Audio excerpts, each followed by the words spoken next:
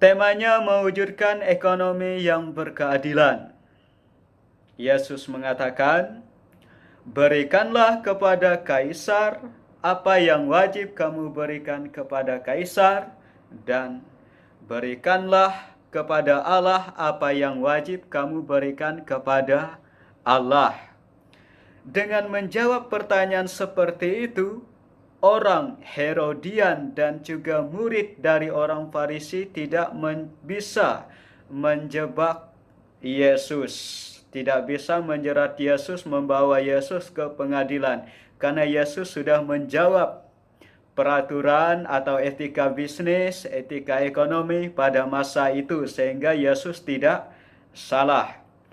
Nah, melalui ini juga Yesus mengajak kita untuk senantiasa adil. Secara khusus dalam konteks ini adalah adil dalam bidang ekonomi. Kita tahu bahwa keadilan ada banyak aspek, ada keadilan sosial dan sebagainya.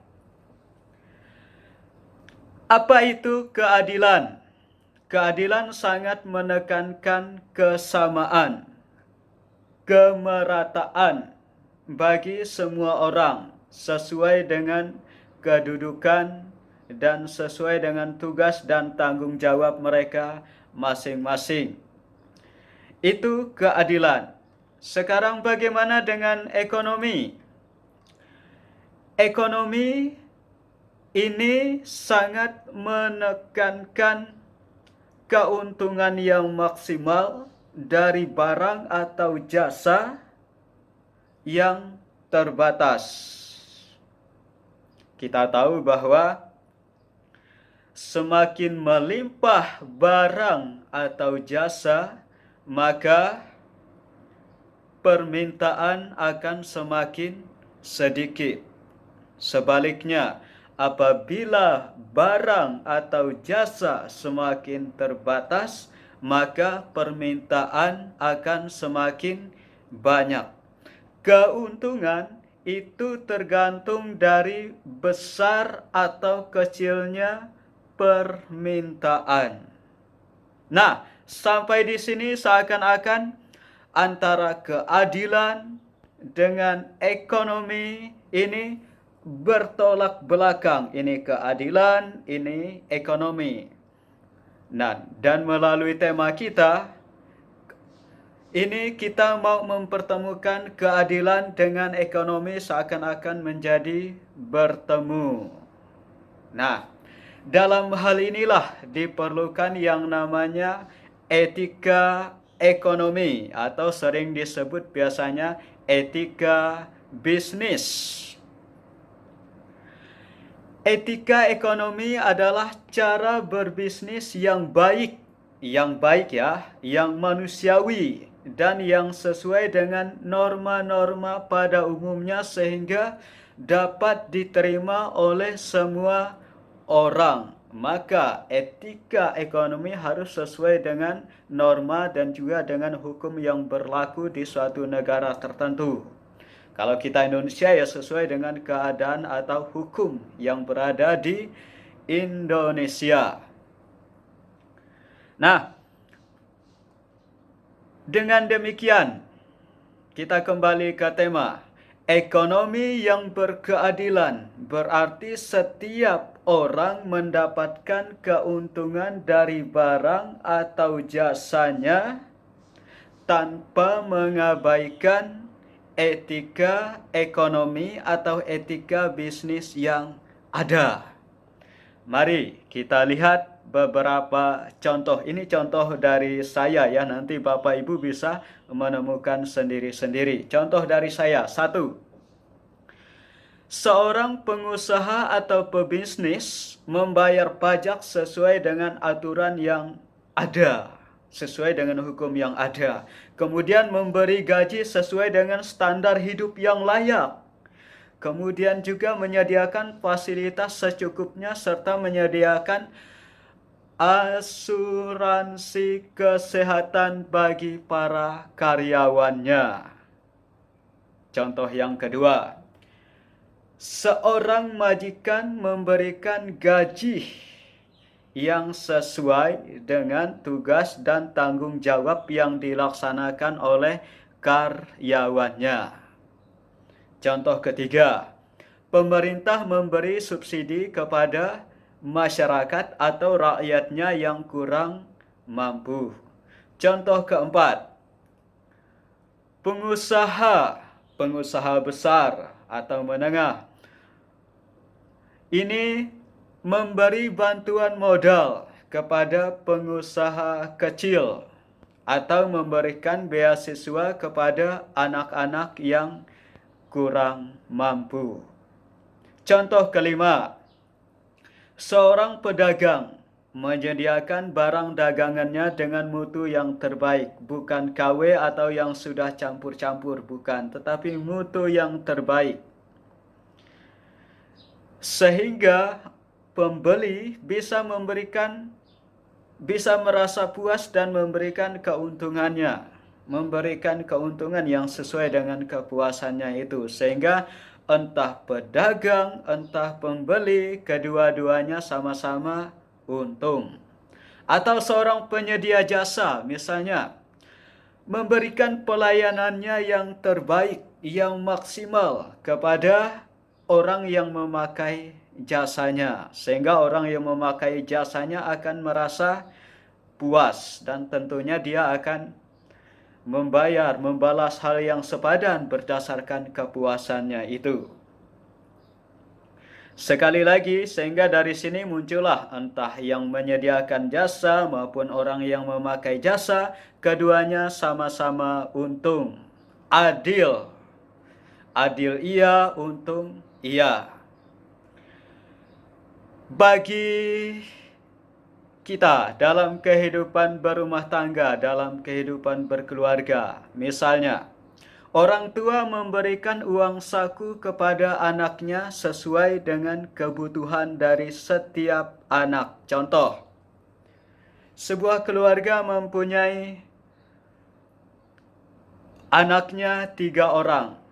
Anaknya yang pertama kuliah.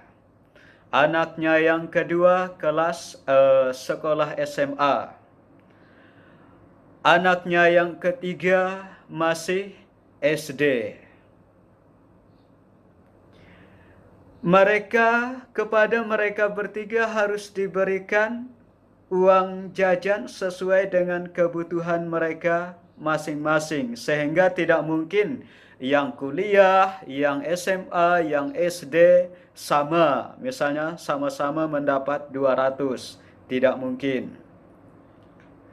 Seandainya tidak, bagaimana? Bagi seorang anak yang masih SD 200 itu sangat berlimpah. Bagi yang SMA mungkin cukup. Sementara bagi yang kuliah 200, apalagi kalau dia ngekos dan jauh dari rumah, belum lagi fotokopi bahan-bahan kuliah, 200 itu tidak akan cukup.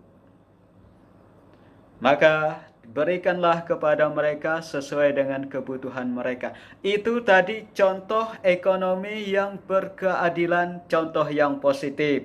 Saya mengajak kita semua untuk melihat contoh-contoh yang negatif dulu. Contoh yang negatif misalnya 1. Tapi kalau ada merasa jangan tersinggung ya, saya hanya mau mengingatkan kita semua. Contoh negatif 1. Pengusaha membuat apartemen atau hotel dengan menggali sumur sedalam-dalamnya sehingga membuat sumur warga sekitar itu kering. Ini tidak adil. 2. Terkait dengan keadaan sekarang. Orang menumpukan kebutuhan untuk kesehatan secara khusus untuk melindungi diri dari bahaya COVID-19 atau virus corona 19 ini. Misalnya, dia membeli tisu, memberi masker sebanyak-banyaknya di rumah. Setelah dia mendapat banyak, kemudian baru dia menjualnya setelah semua orang mencari tisu, tapi menjualnya dengan harga yang selangit. Dari harga 7.000 satu buah menjadi 20.000 atau 30.000 satu buah. Ini tidak adil. Contoh yang ketiga, orang mendapatkan uang dengan membuat channel di YouTube atau website di situs-situs tertentu, tetapi kontennya, isinya itu menjelek-jelekan orang lain atau kelompok tertentu. Mendapatkan uang dari hasil itu tidak adil meskipun dapat keuntungan. Kemudian contoh yang keberapa ini? Keempat, majikan tidak membayar gaji karyawan sesuai dengan standar hidup minimum. Bagaimana karyawannya bisa hidup kalau dia tidak mendapat gaji yang setidaknya bisa menghidupinya untuk kebutuhan sehari-hari. Kemudian, kelima adalah perusahaan mengambil tenaga outsourcing. Ini juga tidak adil. Seorang tenaga outsourcing itu nasib mereka tidak tentu. Apalagi kalau tidak dikelola dengan baik. Ketika ada permintaan pekerjaan, mereka bisa bekerja dan menghasilkan. Tetapi outsourcing mereka tidak tetap. Ketika tidak ada permintaan tenaga kerja, maka mereka tidak ada pekerjaan. Mereka tidak bisa menghasilkan sesuatu. Sementara mereka setiap hari perlu makan, dan makan perlu uang.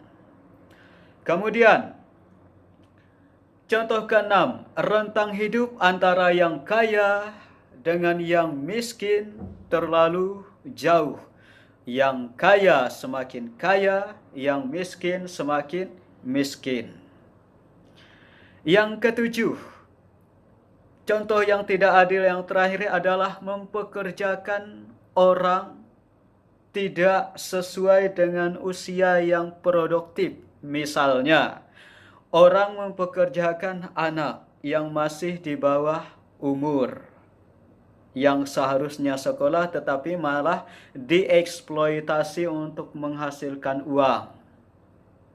Ini tidak adil.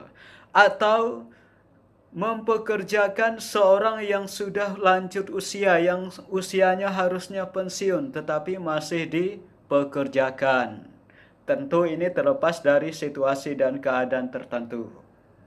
Ini tidak adil. Nah, bagi orang Katolik, wujud dari ekonomi yang berkeadilan adalah solidaritas dan keberpihakan kepada kaum lemah, miskin, tersingkir, dan difabel. Solidaritas berarti kita peduli dan merasa senasib, sepenanggungan kepada mereka, dan ini akan semakin tampak dalam kegiatan sosial kita. Bantuan kita entah secara materi maupun non-materi. Keberpihakan itu masalah pilihan. Kita dari sekian banyak pilihan, kita memilih satu, yaitu berpihak kepada kaum lemah, miskin, tersingkir, dan difabel. Tidak masalah orang menjadi kaya, asalkan ia, sekali lagi, berpihak kepada orang miskin, lemah, tersingkir, dan difabel. Itu khususnya bagi orang Katolik. Itu saja dari saya. Bapak Ibu bisa menemukan sendiri lebih banyak contoh. Saya ingin memancing kita semua, mengajak kita semua untuk belajar bersama. Tuhan memberkati kita semua.